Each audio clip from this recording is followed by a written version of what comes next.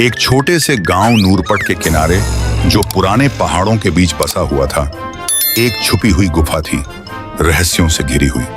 पीढ़ियों से गांव वालों की जुबान पर एक ही बात थी कि उस गुफा के अंदर एक खजाना छुपा है। लेकिन साथ ही यह भी कहा जाता था कि जो लोग उस गुफा में गए वो फिर कभी वापस नहीं आए। अली, एक 14 साल का लड़का जिसकी आंखों में जिज्ञासा थी और दिल में खोज की लगन, बचपन से ही इन कहानियों को सुनता आ रहा था। उसके दादा, जो एक रिटायर्ड पुरातत्वविद थे और पुराने रहस्यों के दीवाने, अक्सर कहा करते, वो गुफा बेटे बस पत्थर नहीं है, वहां कुछ ऐसा छुपा है जो बहुत ताकतवर है, कुछ ऐसा जिसके लिए दुनिया अभी तैयार नहीं। अली को कभी पूरा यकीन नहीं हुआ, लेकिन उसके अंदर हमेशा एक चिंगारी सी जलती रही। एक दिन स्कूल से घर लौटते वक्त हवा के एक झोंके ने एक पुराना फटा हुआ पन्ना उसके रास्ते में उड़ा दिया।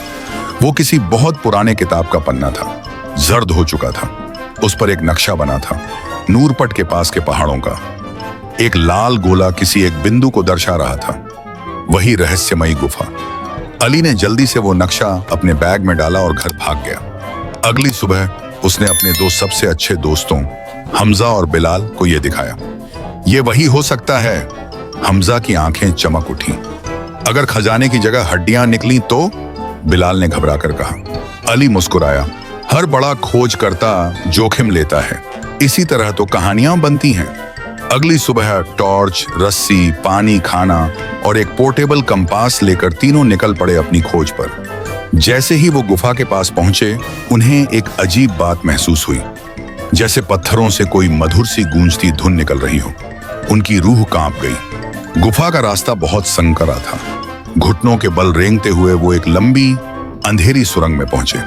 दीवारों पर चमकते चिन्ह बने थे जो हल्के से हिल रहे थे, जैसे वो जिंदा हों। ये सिर्फ कोई पुरानी भाषा नहीं है, अली बुदबुदाया, ये हमें महसूस कर रहे हैं।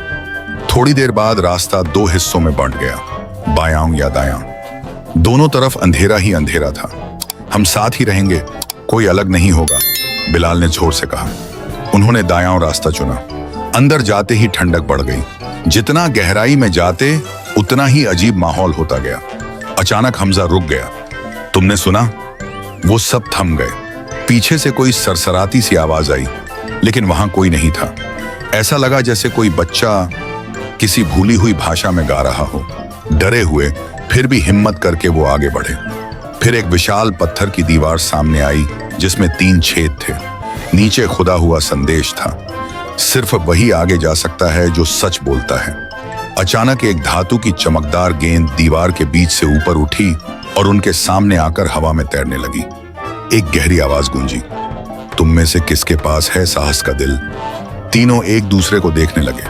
अली आगे बढ़ा। मेरे पास है। गेंद ने उसे एक नीली रोशनी से स्कैन किया, फिर धीरे धीरे दीवार में वापस चली गई। बीच वाला छेद खुल गया।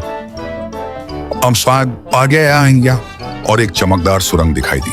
क्या ये हमारी परीक्षा थी? हमजा ने फुसफुसाया। वो अंदर घुसे और जो उन्होंने देखा उससे उनकी सांसें थम गईं। एक विशाल कक्ष जिसकी छत से क्रिस्टल लटक रहे थे। दीवारों पर अपने आप लालटेनें जल गईं। सामने एक बहुत बड़ा दरवाजा था जिस पर चमकते हुए रहस्यमयी डिजाइन बने थे। ऊपर लिखा था, धरती के नीचे के शहर में आपका स्वागत है। लेकिन यह कक्ष और भी रहस्यों से भरा था। हवा में कुछ पत्थर बिना सहारे तैर रहे थे। कोनों में अजीब से यंत्र खड़े थे, जैसे सो रहे हों लेकिन सब कुछ देख रहे हों। और सबसे दूर एक अंधेरे कोने में कोई था, एक परछाई जिसकी आंखें चमक रही थीं, चुपचाप उन्हें देख रही थी। अली धीरे से आगे बढ़ा और उस दरवाजे को छुआ। वो धीरे धीरे चर्र की आवाज के साथ खुल गया।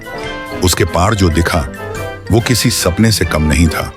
एक विशाल भूमिगत शहर, तैरती हुई पगडंडियां, क्रिस्टल से बनी मीनारें और बीच में एक रोशनी से बनी हुई विशाल पेड़ की आकृति। उनकी यात्रा तो बस अब शुरू हुई थी, पर वो नहीं जानते थे कि इस भूली हुई दुनिया में वो अकेले नहीं थे। अगर आपको हमारी कार्टून कहानी पसंद आई हो तो हमारे चैनल को सब्सक्राइब करें और बेल आइकन को दबाएं ताकि हर आने वाली कार्टून कहानी सबसे पहले आप तक पहुंच सके। थैंक्स।